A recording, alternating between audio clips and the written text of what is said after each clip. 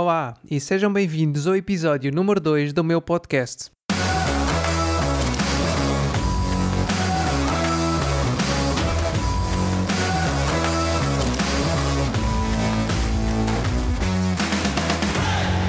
No primeiro episódio falei-vos sobre duas coisas, poupar e investir. Se bem se lembram, estas duas coisas são necessárias para que possam ter a liberdade de escolha sobre ter de trabalhar ou querer trabalhar. Enquanto que no episódio anterior foquei-me mais na parte da poupança, hoje o meu foco estará na parte de investir, mais especificamente na razão pela qual é necessário investir.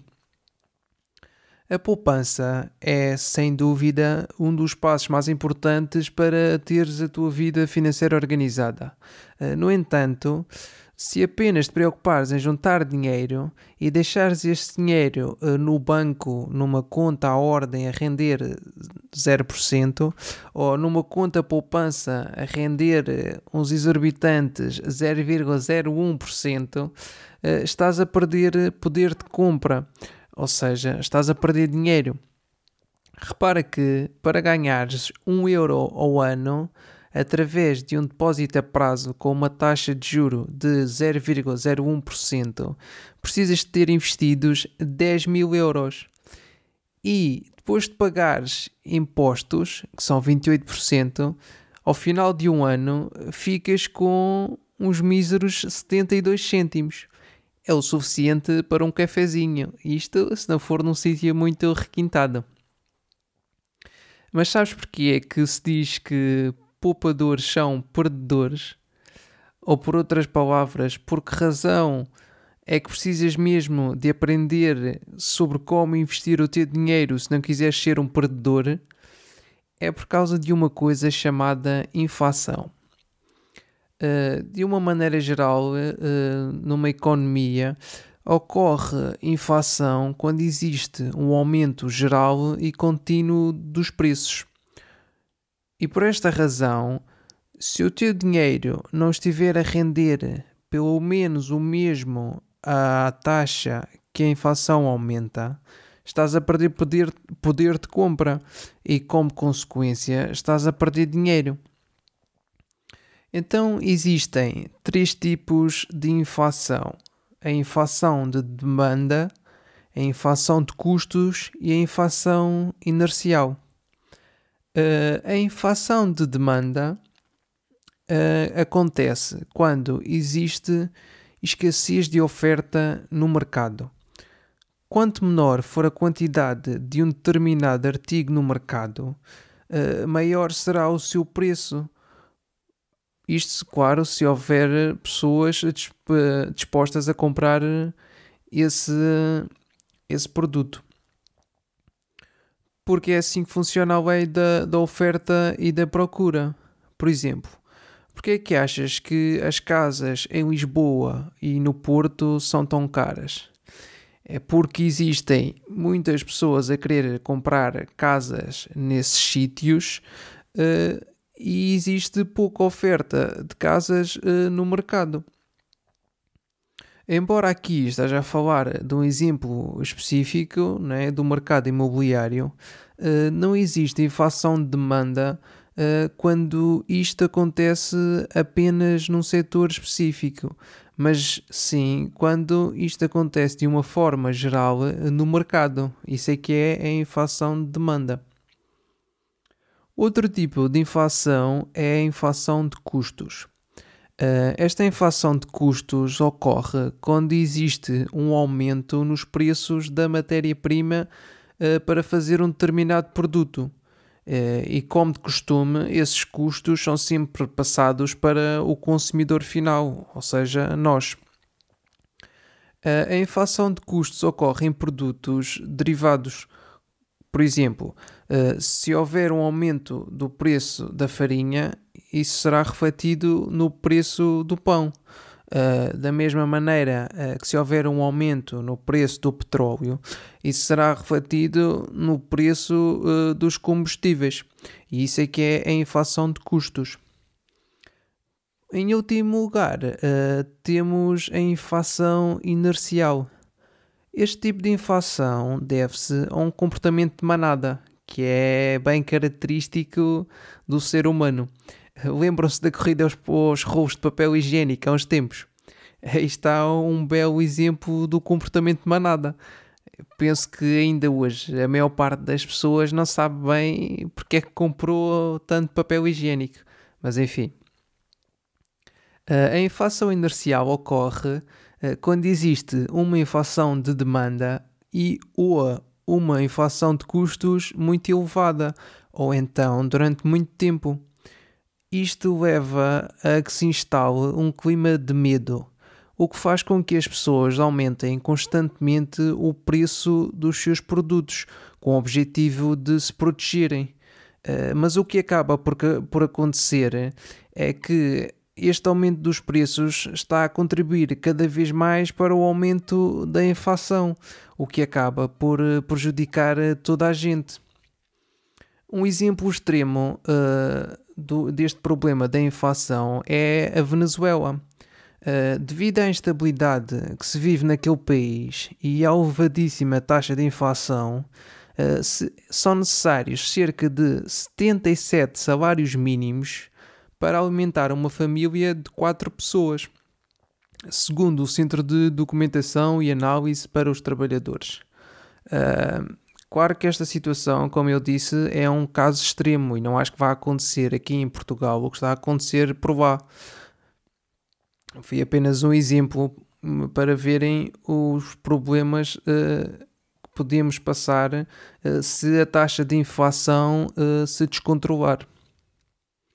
Aqui na Europa, o responsável por controlar a inflação é o Banco Central Europeu, que tenta mantê-la abaixo, mas perto dos 2%. Porque a taxa de inflação está diretamente relacionada com a quantidade de dinheiro que existe em circulação. Se existir dinheiro em excesso em circulação, mais pessoas terão acesso a ele, fazendo com que a procura por bens e serviços aumente. Ora, um aumento da procura leva a uma diminuição da oferta disponível, o que faz com que os preços aumentem. Embora o Banco Central Europeu não consiga impedir os preços de subir ou descer diretamente, consegue fazê-lo indiretamente através do controlo das taxas de juro. Porque quando as taxas de juro são elevadas, é mais caro, entre aspas, pedir dinheiro emprestado. O que faz com que as pessoas não consigam recorrer a crédito, ou pelo menos a pedir tanto dinheiro emprestado. A redução da quantidade de créditos concedidos leva a uma diminuição do dinheiro disponível no mercado. E menos dinheiro no mercado significa menos procura, que significa mais oferta, e quanto maior for a oferta, menor será o preço dos produtos. Este controle da inflação por parte do Banco Central Europeu é do nosso interesse. Porquê? Porque permite que os preços se mantenham estáveis. E a estabilidade leva à confiança no futuro, que por sua vez leva ao aumento das poupanças e dos investimentos. Por outro lado, existe a deflação, que é um contrário da inflação. A deflação consiste numa diminuição geral dos preços. E embora à primeira vista isto possa parecer uma coisa boa, não é. Porque se o preço de todas as coisas estiverem a cair, as pessoas vão se agarrar ao dinheiro na esperança de que os preços caiam ainda mais. E pela mesma razão, as empresas vão optar por adiar todos os seus investimentos, fazendo com que a criação de novos postos de trabalho seja também adiada, o que levaria a uma contração da economia em geral. Por isso, o ponto ótimo será um equilíbrio entre a inflação e a deflação, para que os preços se mantenham mais ou menos constantes e gerem assim um clima de estabilidade. E é por esta razão que o Banco Central Europeu tenta manter a inflação perto dos 2%, para que os preços não subam disparatadamente, mas também para que haja algum estímulo ao consumo, porque no fundo cada euro que nós gastamos acaba por ser o ordenado de outra pessoa. Então, mas e o que é que se passa cá por Portugal? De acordo com o Pordata, que é a base de dados Portugal Contemporâneo, a taxa de inflação em 2019 foi de 0,3%, mas a média dos últimos 20 anos foi de 1,9%. Claro que a taxa de inflação no exemplo que vos falei antes, da Venezuela, foi muitíssimo superior a esta. Mas repara que, se tivermos em conta a taxa de inflação de 2019 de 0,3%, que é bastante inferior à média dos últimos 20 anos, esta taxa de inflação de 0,3% é 30 vezes superior ao que te paga o banco por bateres o dinheiro num depósito a prazo, no exemplo que te dei. Estás a entender agora porque é que eu te digo que é necessário aprenderes onde podes investir o teu dinheiro? Porque se não o fizeres, estás a perder poder de compra, ou seja, estás a perder dinheiro. E é por isto que se diz que os poupadores são perdedores. Porque se apenas te limitares a poupar dinheiro e deixá-lo no banco numa conta à ordem ou a prazo, estás a perder poder de compra, que é o mesmo que dizer que estás a perder dinheiro. Porque a taxa de juro dessas contas é inferior à inflação. Lembrei-me agora de uma publicação que vi no Instagram há uns dias, da página Viver de Investimentos, onde eu mostrava de uma forma simples este conceito da inflação. E eu explicava isto com garrafas de Coca-Cola e mostrava que, enquanto que em 2000 comprava-se uma garrafa de Coca-Cola de 1,5 litro ou 2 litros, não sei bem, por 1 euro, em 2010 esse mesmo euro apenas dava para comprar uma garrafa de 1 litro. E em 2020 esse mesmo euro apenas conseguia comprar uma lata de 33 centilitros. Claro que estes valores estão arredondados, mas achei que este exemplo simples mostrava bem a capacidade que a inflação tem de corroer o teu dinheiro. E por isso é que é importante investir em vez de poupar, para que possas sempre comprar a garrafa grande. Provavelmente deves ter ouvido falar nas notícias de que os bancos centrais, aqui na Europa, o Banco Central Europeu, mais concretamente, imprimiram uma quantidade absurda de dinheiro. Da última vez que vi, o Banco Central Europeu tinha imprimido perto de 2 trilhões de euros para fazer face à pandemia. De uma maneira muito simples, o Banco Central Europeu criou dinheiro do nada para comprar obrigações dos países da zona euro com o objetivo de manter as taxas de juros baixas. Isto porque, devido à pandemia, as pessoas deixaram de gastar dinheiro e, como te disse ainda há pouco, cada euro que nós gastamos acaba por ser o salário de alguém.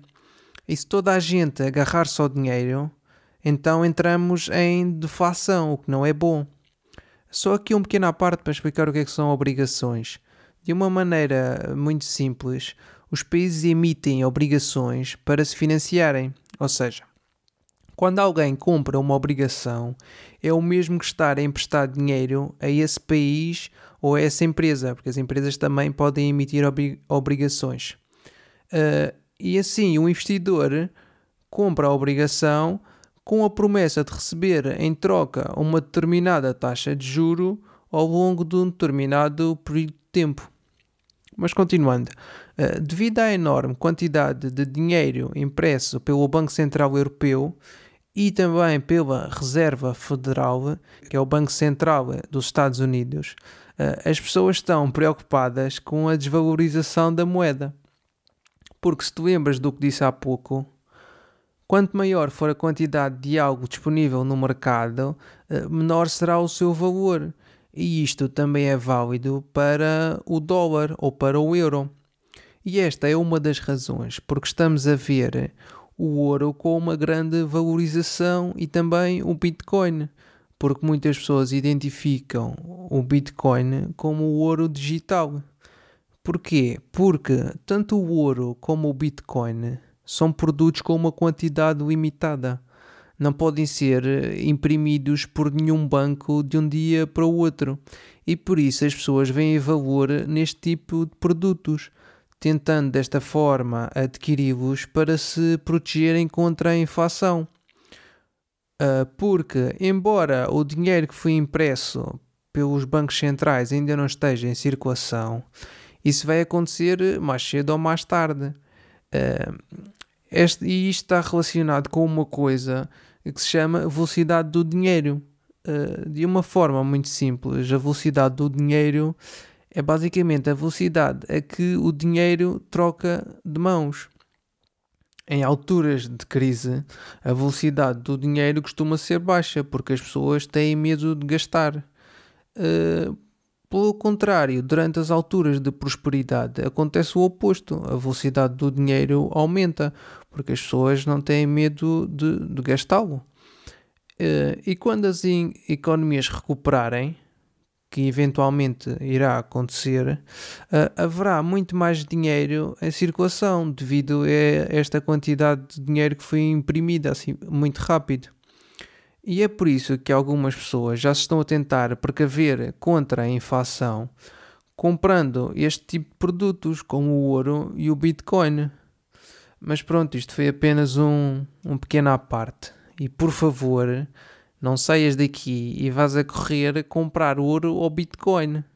É extremamente importante que aprendas sobre como algo funciona antes de pensar sequer em investir nisso. Muitas pessoas tiveram grandes desgostos e dizem que nunca mais investiram ou dizem que isso é uma lotaria. Muitas vezes ouve-se as pessoas dizerem que investir na bolsa é uma lotaria, porque não compreendem como é que esses investimentos funcionam. Não investas em X ou Y porque ouviste alguém falar sobre isso num podcast de 20 minutos ou ouviste nas notícias que está com uma grande valorização. Antes procura aprender sobre como é que essas coisas funcionam para decidir por ti se são ou não bons investimentos. O meu objetivo com este episódio é o de fazer-te entender que, embora poupar dinheiro seja extremamente importante, é de igual importância que aprendas onde o podes investir, para que, no pior dos casos, não percas poder de compra devido à inflação. Mas é ainda importante que percebas que a grande maioria dos investidores espera ter retornos muito superiores à inflação. Ou seja, em vez de tentarem manter o seu poder de compra, os investidores têm como objetivo aumentar o seu poder de compra, que é o mesmo que dizer aumentar o seu dinheiro. E é também sobre isso que falaremos aqui neste podcast. Mas por hoje é tudo e espero que tenhas gostado deste episódio e que tenhas ficado a perceber o que é a inflação e porque deves aprender a investir o teu dinheiro. Considera subscrever este podcast na plataforma onde estiveres a ouvir para não perderes os novos episódios e podes ainda seguir-me nas redes sociais pesquisando por Edgar FM Abreu. Até à próxima!